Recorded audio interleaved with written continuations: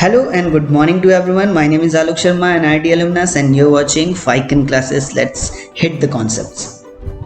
तो अभी तक हमने काफ़ी सारी बातें कर ली थी वेक्टर के बारे में, और कल तक हमने वेक्टर एडिशन, वेक्टर सब्सट्रैक्शन, ये सारी बातें देख ली थी, है ना। उसका एक ये बात भी किया था कि वेक्टर का एडिशन या सब्सट्रैक्शन उनके रेक्टेंगुलर फॉर्म में या फिर कंपोनेंट फॉर्म में कैसे किया जाता है। अगर वेक्टर ए को हम लिख दें ए X I cap plus A Y J cap plus A Z K cap, तो इसी फॉर्म को क्या कहा जाता है, वेक्टर फॉर्म या फिर कंपोनेंट फॉर्म या फिर रेक्टेंगुलर फॉर्म, है ना। तो ये सारी बातें एक ही चीज़ है। इस फॉर्म में अगर दिया हुआ है तो फिर एडिशन कैसे करना है, सब्सट्रैक्शन कैसे करना है, वो बात भी हमने कर ली थी। आज के इस लेक्चर में हम लोग बात करेंगे रिजोल्यूशन ऑफ वेक्टर्स के बारे में, और साथ ही साथ देखेंगे कि एक पॉइंट का पोजीशन वेक्टर क्या होता है, किसी एक पॉइंट का पोजीशन वेक्टर या वेक्टर आर से उसे रिप्रेजेंट किया जाता है, वो क्या होता है। ये सारी बातें हम आज की क्लास में करने जा रहे हैं, ठीक है। चलो तो स्टार्ट करते हैं रिजोल्यूशन ऑफ वेक्टर से। देखिए हमने जो ये लिखा हुआ था ना, vector A can be written as A X I cap plus A Y J cap plus A Z K cap. इसमें अगर तुम ध्यान से देखो तो देखो ये समेशन ऑफ 3 डिफरेंट वेक्टर्स है, और ये 3 डिफरेंट वेक्टर 3 डिफरेंट डायरेक्शन में लिए गए हैं, एक्स वाई और जेड में। कैसे मैं कह सकता हूँ एक्स वाई जेड, हमने यूनिट वेक्टर्स में पढ़ा था ना कि I cap is the unit vector in the direction of X, J cap is the unit vector in the direction of Y, K cap is the unit vector in the direction of Z axis. जैसे यहाँ पे देख लो, ये x axis दिख रहा है तुम्हें, ये वाई दिख रहा है और ये वाला जेड दिख रहा है ना। तो इस डायरेक्शन में यूनिट वेक्टर क्या होता है, जिसका मैग्नीट्यूड क्या हो, 1 हो, और डायरेक्शन इन एक्सिस के अलाउंग या जिस भी डायरेक्शन में होगा, किसी भी डायरेक्शन में अगर यूनिट मैग्नीट्यूड है तो उसे यूनिट वेक्टर कहा जाएगा, करेक्ट ना। यूनिट वेक्टर लिखने का तरीका होता था A cap is equals to vector A divided by magnitude of A, तो इससे मैग्नीट्यूड 1 बन जाता था यूनिट वेक्टर का, ठीक है। तो चलो आगे बढ़ते हैं, थोड़ा सा देखते हैं कि कैसे हम किसी वेक्टर को उनके कंपोनेंट फॉर्म में लिखते हैं या फिर रिजॉल्व फॉर्म में लिखते हैं। अगर मैंने मान लिया कि मेरे पास एक वेक्टर है, ये ब्लू लाइन दिख रही होगी अभी, तो ये हो गई ऑरेंज।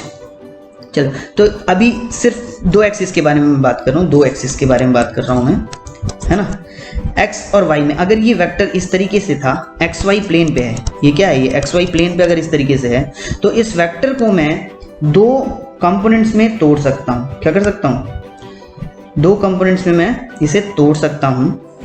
थोड़ा सा कलर चेंज करते हैं और तुम्हें बताते हैं। चलो अच्छा, तो ये इसका एक कंपोनेंट इधर की ओर देखो यहाँ तक आ रहा है, ठीक है, और दूसरा कंपोनेंट जो इस ट्रायंगल पे यहाँ पे दिखाई दे रहा है ना, ये एक्चुअली ये उस लेंथ के बराबर ये वेक्टर यहाँ पे आएगा, ठीक है। तो हमें 2 वेक्टर, इस पर्टिकुलर वेक्टर को हम 2 वेक्टर में हॉरिजॉन्टल और वर्टिकल कंपोनेंट्स में तोड़ सकते हैं। आ रही बात समझ में। तो इसे कहा जाएगा, अगर इस वेक्टर को मैंने कह दिया वेक्टर ए, तो ये हॉरिजॉन्टल डायरेक्शन वाले को हम कह लेंगे ए एक्स। क्या कह लेंगे, ए एक्स वेक्टर। इस वाले को कह लेंगे हम ए वाई वेक्टर। समझ में आती बात।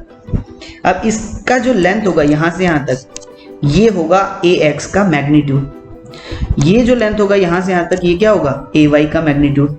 अगर तुम ध्यान से देखो तो तुम्हें ये ओ, और मैं नेमिंग कर दे रहा हूँ A B, O A B एक ट्रायंगल दिखाई देता है जिसका ये वाला एंगल 90 डिग्री है, करेक्ट और नॉट। तो इसमें इस ट्रायंगल में क्या मैं ऐसा लिख सकता हूँ कि O B square is equals to O A square plus A B square. कहाँ से लिख सकते हैं, पाइथागोरस थ्योरम से, करेक्ट और नॉट।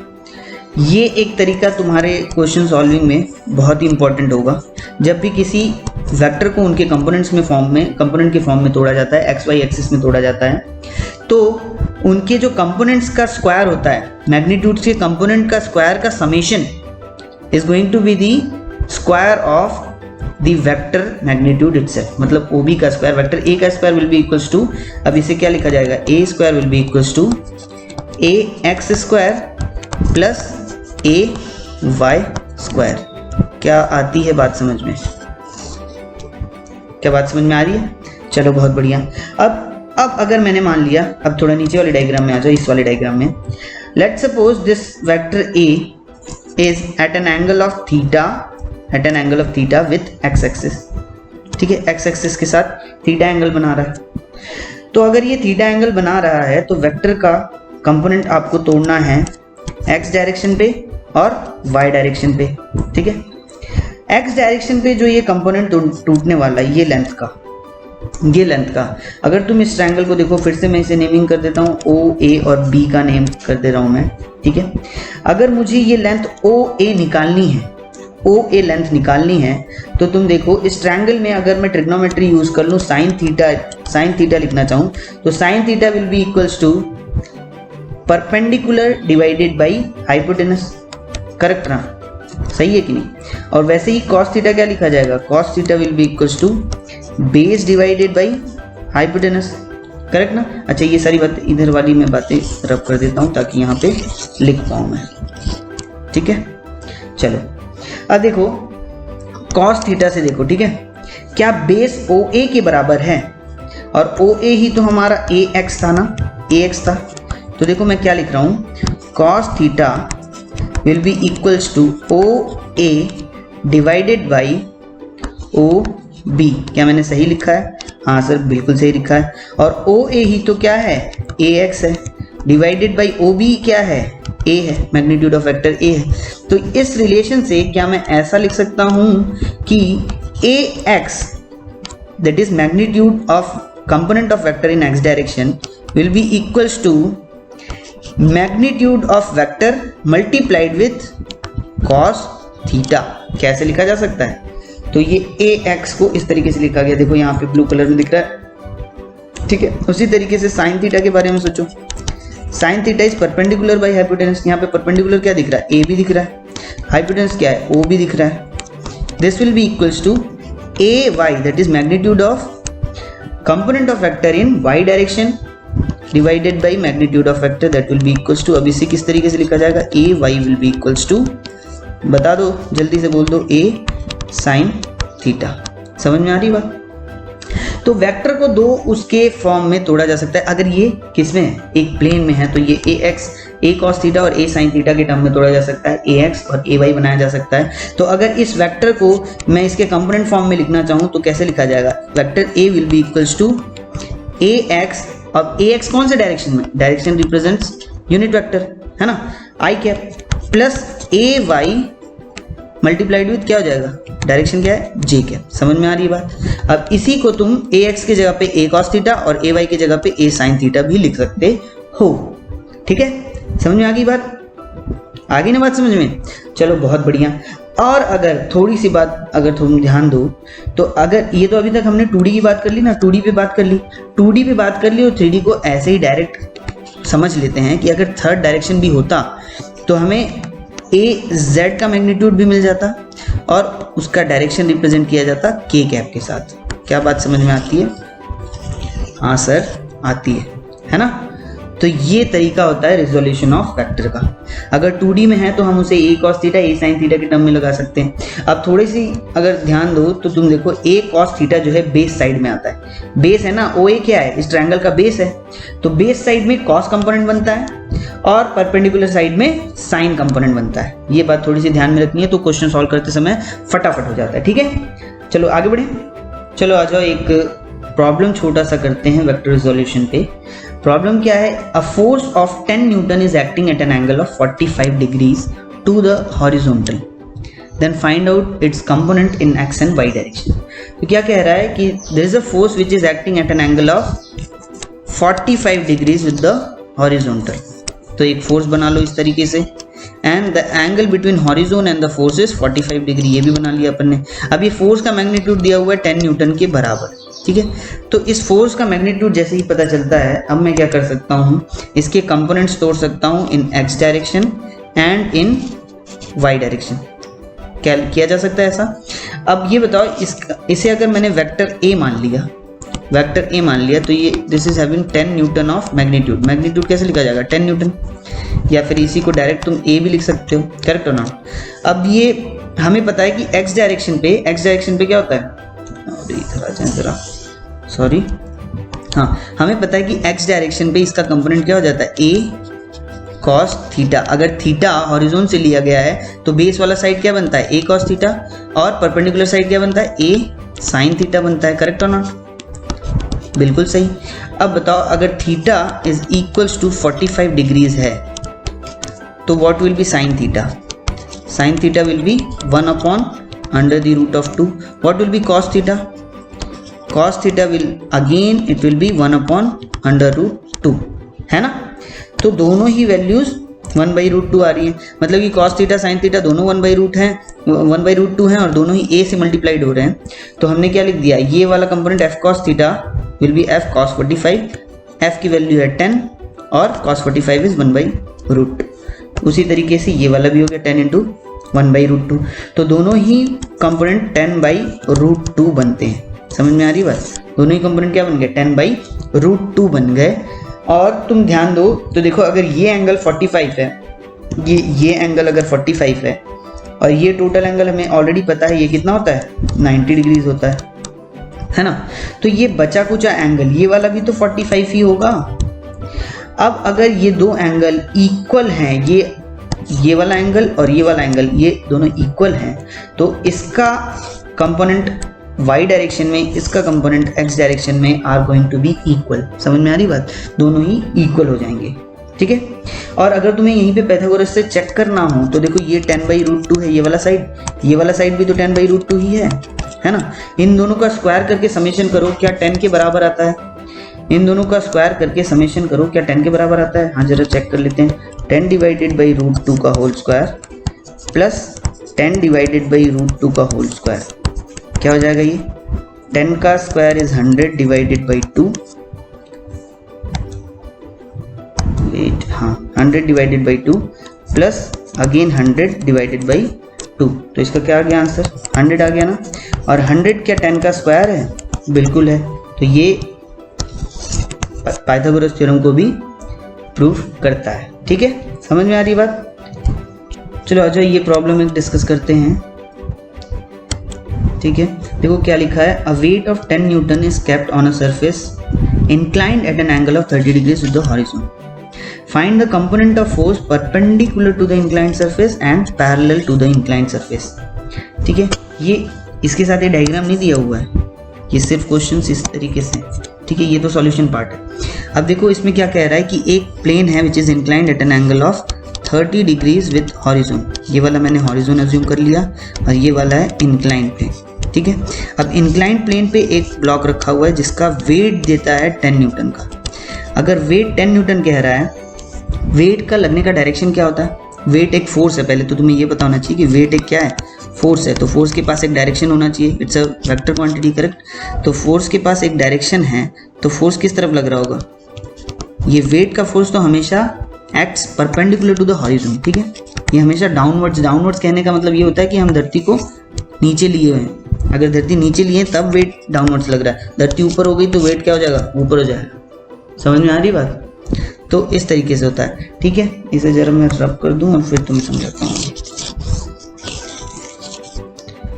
हाँ, तो देखो ये फोर्स तो नीचे की तरफ आएगा, इतनी बात समझ में आती है। अब ये डायग्राम देख लो जरा।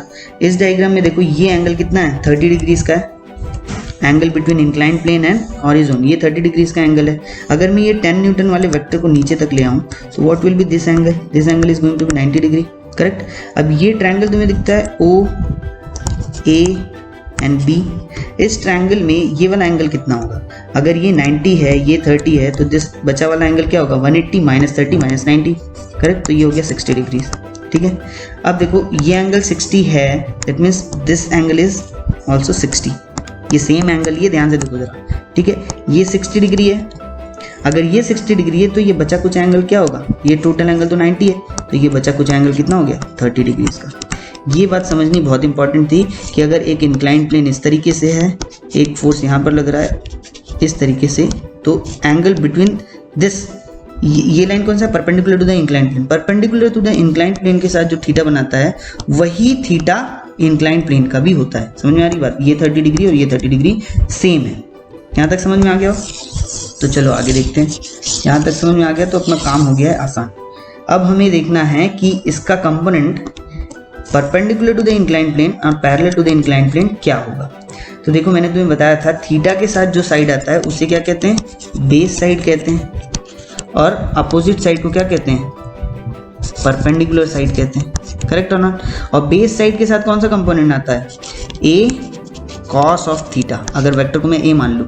परपेंडिकुलर के साइड क्या आता था, ए साइन ऑफ थीटा, करेक्ट और नॉट। थीटा यहाँ पे 30 डिग्री दिया हुआ है, तो कॉस थीटा विल बी, बता दो, ए की वैल्यू 10 है, cos theta cos 30 degree, cos 30 degree क्या होता है, √3/2, तो 10 into √3 divided by 2 that will be equals to 5√3। समझ में आ गई बात, ये कैसे आया। उसी तरीके से एग्जैक्टली सेम करना है तो तुम्हें ये मिल जाएगा 10 इंटू साइन 30, साइन 30 की वैल्यू होती है 1/2, तो तुम्हें मिल गया 5 न्यूटन। समझ में आ गई बात ये वाली। ये एग्जाम्पल है, ये तो जस्ट छोटा सा प्रॉब्लम हो गया, लेकिन मैकेनिक्स के प्रॉब्लम जब सॉल्व करते हैं ना तो ये चीज़ हमें कई बार करनी होती है, ये चीज़ जो दिख रही है, ठीक है। तो इसलिए इसका ज्ञान होना अपने को बहुत ज़्यादा इंपॉर्टेंट है। चलो आगे बढ़ते हैं। नेक्स्ट टॉपिक है पोजीशन वेक्टर। किसी पोजीशन को अगर हमारे पास इस तरीके से कोई XY कोऑर्डिनेट है और एक पॉइंट यहाँ पर दिया हुआ है, मान लेते हैं ये पॉइंट X एक्सिस में 5 कदम दूर है और Y एक्सिस में 4 कदम दूर है, तो ये पॉइंट A कैसे लिखा जाएगा। तुमने ज्योमेट्री तो पढ़ी होगी नॉर्मल, तो ज्योमेट्री में क्या होता है, X डायरेक्शन को यहाँ पे पहले लिखते हैं, फिर कॉमा लगाते हैं, Y डायरेक्शन का डिस्टेंस लिखते हैं, करेक्ट ना, ऐसे लिखा जाता है ना। तो अगर इस पॉइंट को किसी वेक्टर के फॉर्मेट में लिखना हो तो क्या हो जाता है कि इस ओरिजिन से एक लाइन कनेक्ट करते हैं, बिल्कुल स्ट्रेट लाइन, एंड इस पॉइंट पर एक हेड बनाया जाता है। तो ये जैसे ही ये रिप्रेजेंटेशन देख के तुम्हें वेक्टर का याद आता है ना, ये तो एक्चुअली वेक्टर ही है ना। तो अब इस वेक्टर को किस तरीके से लिखा जाएगा ये सोचना है हमें। तो देखो ये वेक्टर, सेम डायग्राम मैंने बनाया, ये देखो ये वाला, तो ये सेम डायग्राम, इसे अगर मैं वेक्टर ए का नाम दे दूं, इस पॉइंट को ओरिजिन को ओ दे दिया और इस पॉइंट को पी नाम दे दिया, तो वेक्टर ए इज एक्चुअली क्या है, ओपी वेक्टर और ए वेक्टर सेम चीज़ है ना। वेक्टर रिप्रेजेंटेशन में मैंने तुम्हें बताया था कि OP vector A vector same बात हो गई है ना। अब देखो इसे कैसे लिखा जाएगा, ओपी वेक्टर को कैसे लिखा जाएगा। ए वेक्टर है तो हमें इसका लेंथ ये ax, इसे ax कहेंगे, ये वाले लेंथ को क्या कहेंगे, ay कहेंगे। तो वेक्टर ए को लिखने का तरीका क्या था कंपोनेंट फॉर्म में, ax इंटू आई कैप प्लस ay इंटू जे कैप। यहाँ पे ax का लेंथ निकालने की जरूरत है क्या, ये तो हमें ऑलरेडी दिख रहा है 5 है, तो ax की जगह हमने क्या लिख दिया, 5 लिख दिया, ay की जगह हमने क्या लिख दिया, 4 लिख दिया।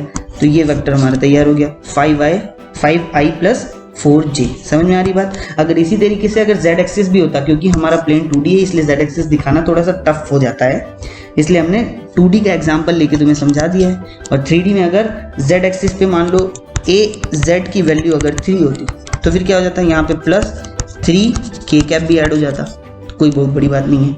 और हमें ये भी पता है कि i, j and k cap these all are unit vector in x, y and z direction. ठीक है, आगे बढ़े। चलो एक प्रॉब्लम इस पे सॉल्व कर लेते हैं, कि प्रॉब्लम थोड़ा पढ़ लेते हैं पहले। If two forces of 1 Newton and 2 Newton acts along the line x is equals to 0 and y is equals to 0, then find the resultant force। ठीक है, तो देखो पहले तो तुम्हें ये समझना जरूरी है कि what is x is equals to 0 line, what is y is equals to 0 line। x is equals to 0 line का मतलब है कि x की वैल्यू 0 से कभी बढ़ ही नहीं रही या घट भी नहीं रही, हमेशा 0 पे कांस्टेंट है। x is equals to 0 line actually हो जाएगा y एक्सिस। समझ में आ रही बात, ये y axis is x is equals to 0 और ये x axis is y is equals to 0। तो देखो x is equals to 0 line पे फोर्स कितना है, 1 न्यूटन है। तो ये 1 न्यूटन यहाँ पे इन्होंने ड्रॉ कर लिया, ज़रा मैं इसे रब कर देता हूँ ताकि तुम्हें दिखाई दे। ठीक है, x is equals to 0 line मतलब कि y एक्सिस पे 1 न्यूटन ड्रॉ कर लो और x एक्सिस पे 2 न्यूटन ड्रॉ कर लो।